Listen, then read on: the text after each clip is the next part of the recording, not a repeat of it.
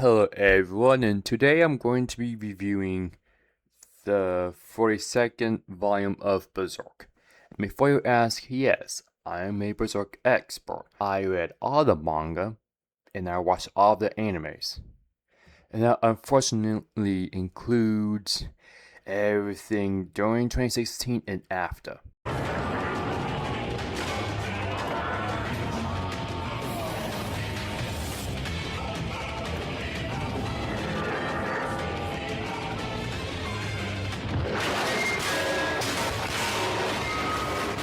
CGI is horrendous. Holy shit. But anyways, I have to address the elephant in the room. The main reason why this volume in particular is important is due to the passing of Kentaro Amura. He was unfortunately taken away from us in the year 2021. He will be missed by everyone. But the good thing about this, a little story time first. When he passed away, one of his friends, Kuja Amori, found the timeline of like the storyboard and how the story was supposed to end. So luckily, as was said in the title itself, Kuji Amori is going to be supervising the rest of the Berserk studio. While the studio itself was founded by Kentaro Amura himself, which is Giga Studio. So apparently Giga Studio is the one who is making the art for this. And my main worries about the whole thing in the mangas is not the story, it's that the art will suffer. But as seen in the panels, it's actually very good. If I were to describe it, it would be like post-Golden Age art, but not to the end of the manga when Kentaro was writing it, if that makes any sense. And the choreography is good. I mean, it's still not as great, but they're good to it. Again, they're making their works and they understand that. And as for the art itself, that looks a bit rough on the edges and the details. But I'm saying they got the art style down, but you can never really copy one's art or one's humor, because that's purely human and individualized. We're going to be talking about the... Alright. Story as it was left off. You know when Guts had a child with Casca and all that?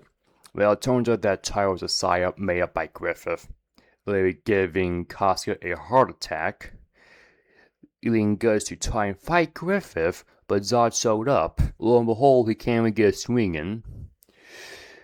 And so he passed out. And then during that, Griffith legit demolished like the full item, like it's gone. It was so bad that I even had to evacuate Logic and everything. And not only the item is gone, oh no, Griffith did something a lot worse. He didn't even kill the people, he just evaporated them like they're all just gone in an instant. It's so bad even Sergio's girlfriend Isma, which is my favorite character, disappeared, leaving him traumatized. That's nice. So he actually lost his girlfriend. He's gonna be there for a couple of weeks, I can assure you that. We've all been the buddy, don't you worry. And then they somehow found Guts, so I put him in a room. He's going for like a full-on mental state because he lost a battle so bad he can't even lift his own sword. Griffith just beat him so hard he's in the Yamcha pose. That's how bad Guts is. And so Guts also tries to fight that dog in him as usual. And then meanwhile, when that is happening, when Guts is losing his shit and Shikashi is trying to help Guts with little to no avail, Casca is in how do I explain it? She's in Falconia,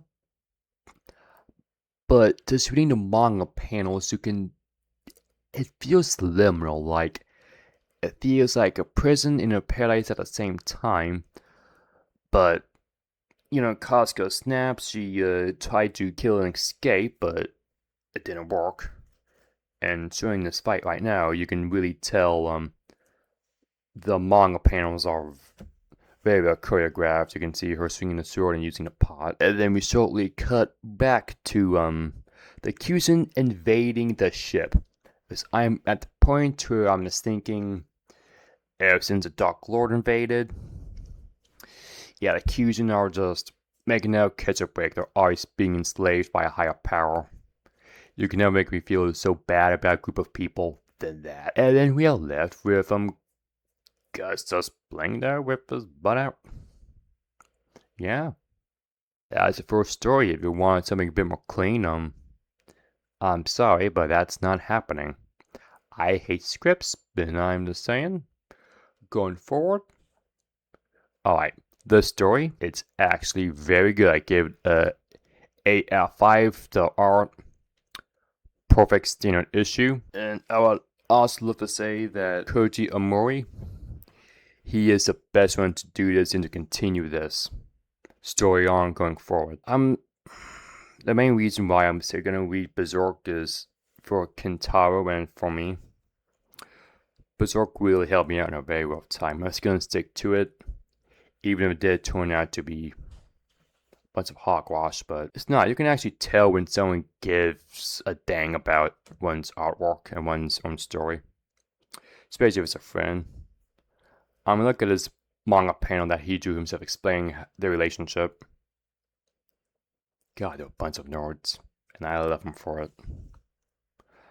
But until then, more Berserk content to come, so stay tuned. And remember, reveiw is always wrong. But until then, this is Skylord signing off.